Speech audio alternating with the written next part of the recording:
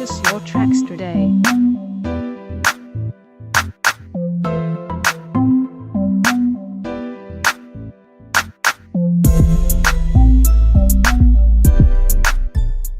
Hi, this is Shereen Ryan for In the Front Row. I talk sports all the time, anywhere. You can find me at Sports Crazy with 2 E's on Twitter.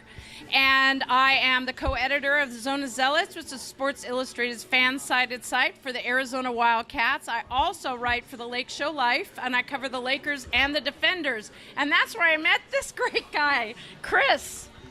Thank you, Shereen. It is a pleasure to be here with you. You look terrific today. Thank you. Yes, I am Chris Camello. I am a writer and reporter for the Rebel Media Group, and I have been doing that for 3 years now. I used to have a show at Cal State Dominguez Hills, Go Toros, called The Sports Corner, and I also do freelance for the Daily Breeze newspaper covering high school football. So it is a pleasure and an absolute joy to be here today. Thank you so much. Yeah. And let me just tell you a little about In the Front Row. In the Front Row is a sports talk show, but we also do special events, and what we want to do is intermingle with the fans. Yes. So for us, it's more about the fans than being right, but we really, really like to talk sports. And we like to be right sometimes. And we like to be right. Well, we are right, actually. You know, there's a lot of talking heads out there, and I've been listening to them for the whole NBA Finals. The Cavs are down 3-1. But big news, Draymond Green got suspended for the game tomorrow night at 6 o'clock. So, Chris, what do you think? Do you think he should have got suspended? I was really shocked by it. Not really shocked, but it's one of those things where you just kind of just start shaking your head.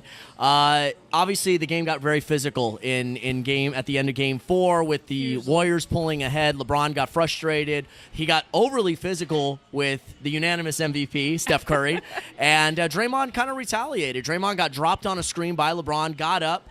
LeBron stepped over Draymond Green, and he flailed at LeBron a couple times, and multiple camera angles, as we see, showed that LeBron got hit once again from Green in the private area. But did he, Chris? Because he didn't reel in pain. He didn't grab his crotch. He didn't bend over. To me, Shereen, it looked like it did. He threw him on the ground. Yeah. He threw Draymond on the ground. Draymond got up, and it just looked inadvertent to me. Most people disagree with me. More than likely, I think it was inadvertent. In all likelihood, it should have probably been let go. But given Green's history about the kick on Steven Adams that he had in the series against the Oklahoma City Thunder, he's got some priors against him. So obviously that worked against him. Otherwise, if this just would have been his first offense, I think he maybe just gets a flagrant one, no suspension. But given his history throughout this postseason, throughout his career, he's a very physical guy, very outspoken. Unfortunately, that works against him. So I think it's petty. I think the league office got this wrong, but I'm not too surprised given his history. So it's a huge loss for the Warriors. LeBron was crying about not getting any calls. His coach was crying about not getting any calls. So the NBA had to step up and do something, I believe. It doesn't hurt them that it's going to go another game because I don't think everybody's ready for the NBA season to be over. But this is interesting because it's a chemistry thing. Yeah. So for me, the reason the Golden State Warriors won and pulled out the whole win against Oklahoma was because of team chemistry. Now, I believe Steph Curry going out really messed with them. Draymond Green stepped up. He became the leader, and he won those games while Steph Curry was out. But you could see when Steph Curry got back in, the chemistry was off, and they were losing. And so once he finally got back in the round, they finally got that groove, and he finally started winning, and he was back. Now, now we go on to the Cavs, and it's a little different. The Cavs don't have much chemistry in my eyes. No, they don't. They're getting by more on what LeBron and Kyrie gives them and everybody else feeding off of that. But the reason why this Green loss is going to be huge is because of all the intangibles that he brings. Yes, he could rebound. He plays defense. He could pass. He could occasionally knock down the outside shot. He hit 5 threes in Game 2 on his way to 28 points. But nobody on that Warriors lineup, not even Curry or Klay Thompson, can replace that passion, that intensity, that heart. And not only that, though, that defensive prowess that he brings on a night-in, night-out basis. That's why it's a huge loss. Even though the Warriors are sitting pretty, 2 of the next 3 games at home, they've got this series on the chokehold. They could probably win this game without Draymond Green, but they will certainly be missing his presence. As far as the Cavs go, they got to feel pretty good about where they're at I mean, they can't feel good about where they're at, but they have to feel good that, all right, it's one less guy we have to worry about. Now we could force them to play our style of game a little bit and put them into some more uncomfortable positions and maybe even get around that small lineup that Golden State has tortured the Cavs with these last few games. Yeah, and, the one thing that I noticed was, Kevin Love went down. I didn't see any Cavs go over to help Kevin Love up. They didn't look concerned about him. Then he comes off the bench, which was a big deal, and everybody was talking about, will he come off the bench? Did that help them? He actually played well. I thought he played well. 11 points, 5 rebounds off the bench. So he proved it well. But, no team has come back in the finals being down 3-1. So if the Cavs did it, they'd be the first one. In the finals, yes. And if anyone knows about this situation, it's Golden State. They were just in it. They were down 3-1, so they know the mentality of the Cavs, that desperation and whatnot.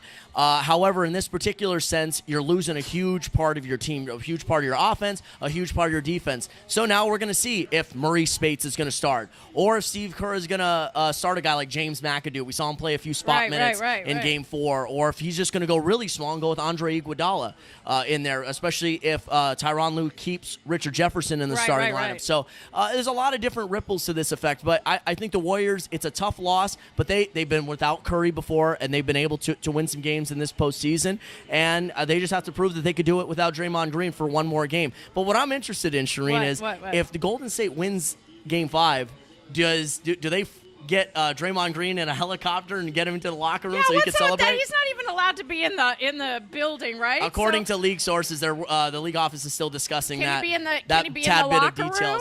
I don't know. When you're banned, a one-game ban, the way it works is you can't be in the building at all. So if you're on the road, you have to stay at the hotel. I guess if you're at home or if it's a home game, I guess you're staying at home. I guess you're staying at home. That's where he is. I guess Green has to kind of listen to the game on the radio, see where it's at, and then if they're winning, get his butt over to the Oracle. So what are they going to do? Fine him $50,000? Who cares, right? At that point. Who cares? But, NBA champions. Iggy or Iguodala has been really, really, really good, and you've got that whole Arizona Wildcat thing going. I have to talk about my Cats. There's 7 Wildcats in the finals, including the coaches. Channing Frye, Richard Jefferson. You got Iguodala, then you got course. Luke. Yeah. You got Steve Kerr, and then Josh. By the way, did you see Steve Kerr and Klay Thompson? There's another coach on the Cavs? On the Cavs, I believe. Okay. Is it James Posey? No, it's. I should know this. Forget it. God, we have to put you on a trivia contest. See really how much you know about Arizona over here. But I was going to ask you, did you see Steve Kerr and Klay Thompson at the Dodger-Giants game? It was so much fun. Yeah. So Klay was rooting on the Dodgers because Trace is his. He was up in the brother box. In place. And where was Steve Kerr? Steve Kerr was right by the Giants dugout, and when Buster Posey had the walk-off hit against Kenley Jansen yesterday, Kerr got up and he was clapping and everything. And Trace Thompson, when the bases were loaded to tie the game, he drew a walk. And Klay got up and he was clapping, and he had his Dodger hat off to the side a little bit. So these guys are sitting pretty right now. They're one win away. They're very calm. They're very calm. And that's how it's been. They've got, right? Yeah. That's what they've won 6 of their last 7 games. They became the 10th team in NBA history to rally from a 3-1 deficit. They've taken 3 out of these first 4 games in the finals. Even though the Green loss is huge, I think they know, like, hey, we've been in worse spots all season long or all postseason long with Curry out. I think they feel like they're going to be just fine. But it's going to be tough to see. It's going to be interesting to see. Both of us predicted the Warriors in 7. I think we both predicted Warriors in 7. So to make us smart, if they lose tonight, it's not going to be it'll be better for us. Yeah, tomorrow night. It's going to be Monday. Tomorrow night. Yeah. But the one thing that is very interesting is for Golden State, when their starting 5 isn't playing, their bench are starters. They could be starters on any other team.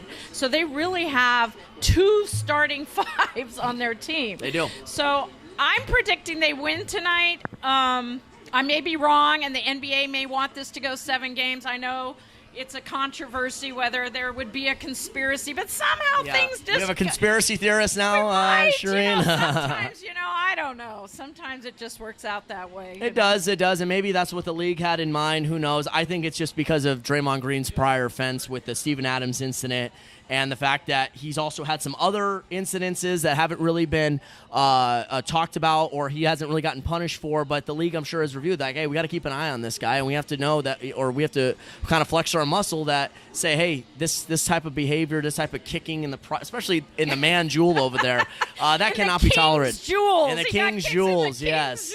That's a sacred area for a man. You can't just be kicking or punching or flailing in that area. So I've never seen a postseason, though, where that's been talked about. It's just kind of surprising to me. And the thing is that, here's the thing, to me, this NBA right now is not the NBA of old. Oh, gosh. So the NBA Kevin of old... McHale clotheslining Rambis. Lambeer. Yes. So Isaiah they used Thomas. to beat up each other. There was no suspensions. Was there even technical fouls back then? Well, when things really got out of hand. I remember drama. in the 90s, the Knicks and the Heat, those guys went at it. Larry Johnson versus Alonzo Mourning with Jeff Van Gundy holding on to Mourning's legs. Remember that? And, oh, man, those used to be some battles right there. The Bulls with the Knicks, the Bulls and the Pacers and the Knicks. Don't forget the Lakers and the Celtics. The Lakers, well, I'm talking more 90s, but yes, 90s, Lakers and the Celtics with the 80s. So much bad blood, so much physical play, guys getting clotheslined, guys getting knocked out, Celtics and Pistons for a few years in the late 80s. But this NBA has obviously gotten softer now because they're looking out for the protection of these stars, so they say. Yeah. A lot just more the stars? So just LeBron?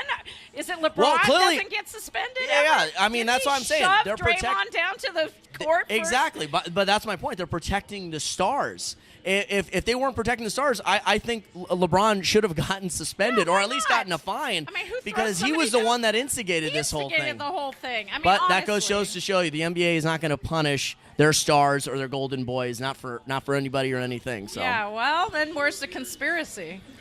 It's there, but it's hard to prove.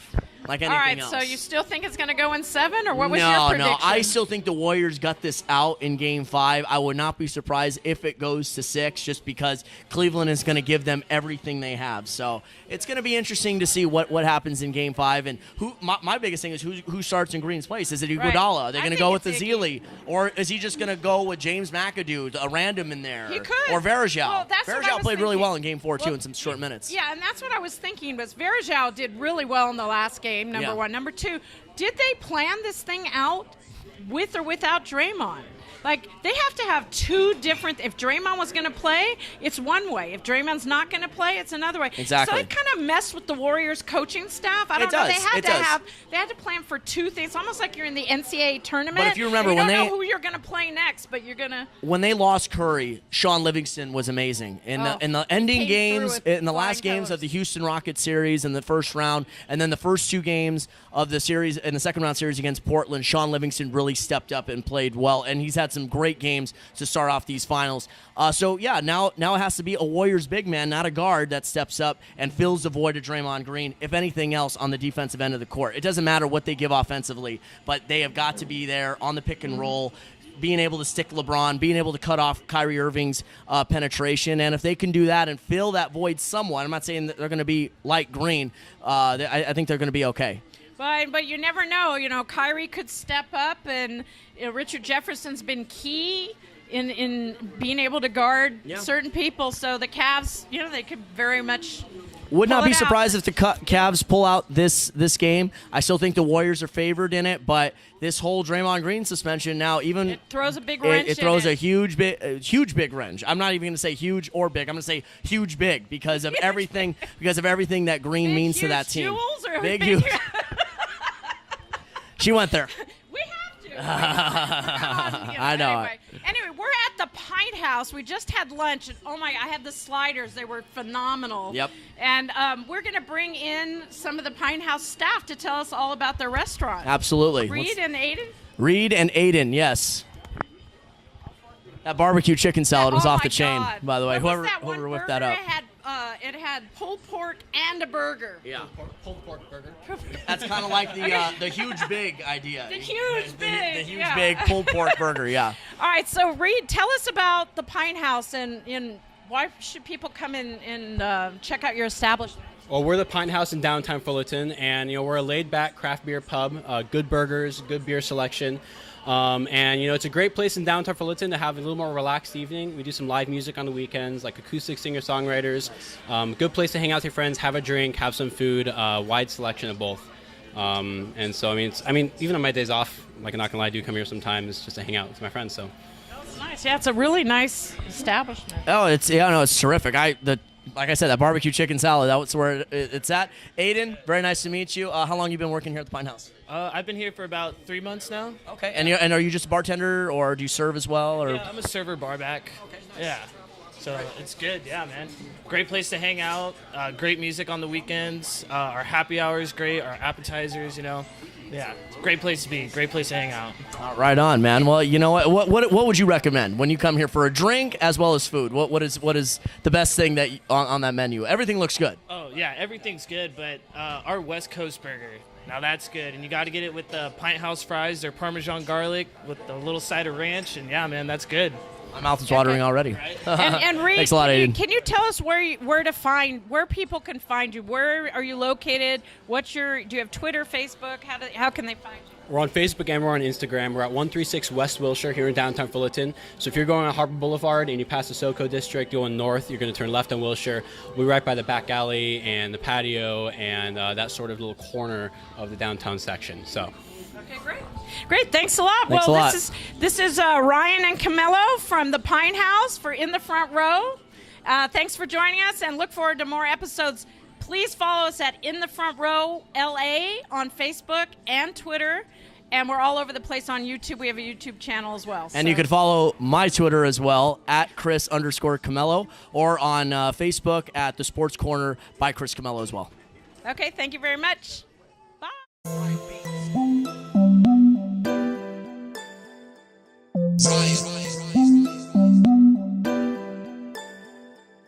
Purchase your tracks today.